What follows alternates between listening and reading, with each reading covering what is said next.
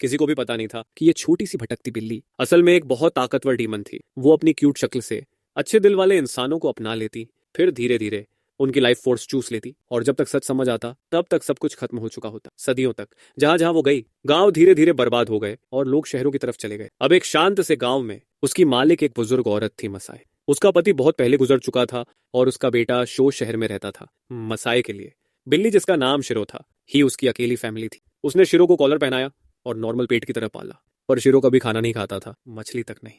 मसाए सोचती थी शायद वो बाहर जाकर शिकार करता होगा, हालांकि उसे देखकर ऐसा लगता नहीं था।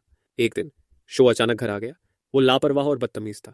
उसने अपनी बीमार माँ का मजाक उड़ाया और कहा कि वो गंदी चीज पालने की वजह से बीमार हुई है। गुस्से में आकर मसाए ने उसे घर से निकाल दिया। शिरो ने यह सब देख लिया। उसे समझ आ गया कि मसाए अपने बेटे को यहां नहीं चाहती।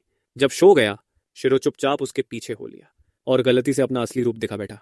अब शो जान चुका था कि यह बिल्ली एक डीमन है। उसने तुरंत डीमन हंटर किटारो को बुला लिया, पर जब किटारो ने शिरो को देखा, उसे कुछ अजीब लगा। शिरो को खुद भी नहीं पता था कि वो लाइफ फोर्स चूसने वाला डीमन है। जब भी मसाए खांसती, शिरो बस उसके पास बैठकर उसे तसल्ली देता था। पीछा करते करते सब गांव के बाहर पहुंच गए। किटारो ने धमकी दी कि वो दोनों को जबरदस्ती अलग कर देगा। तब शिरो ने अपना असली डीमन रूप दिखा दिया। किटारो ने समझाया कि शिरो असल में जिंगचा नाम का स्पिरिट है, जो अनजाने में इंसानों की जिंदगी चूस लेता है। यह सुनकर शिरो कांप गया।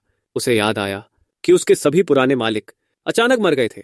उसे डर लगने लगा कि कहीं मसाए की बीमारी उसी की वजह से तो नहीं। डर के मारे शिरो घर की तरफ भागा। मसाए ने उसे प्यार से गले लगाया, पर उसकी खांसी और तेज हो गई। शिरो घबरा गया और जंगल की तरफ भाग गया। जोर से बारिश हो रही थी। अकेला और टूट चुका शिरो बस यही चाहता था कि मसाए उसकी वजह से न मरे, पर मसाए उसके पीछे आ गई। उसने कहा कि शिरो ही उसकी अकेली फैमिली है। तभी अचानक एक बड़ा सा भालू सामने आ गया। शिरो ने जान लगाकर फाइट की और भालू को भगा दिया, पर खुद भी बुरी तरह जख्मी हो गया। मसाए ने उसे पहचान लिया। ये डरावना सा मॉन्स्टर अब भी उसका प्यारा शिरो ही था। दोनों बारिश में एक साथ बैठ गए, पर फिर मसाए की खांसी शुरू हो गई।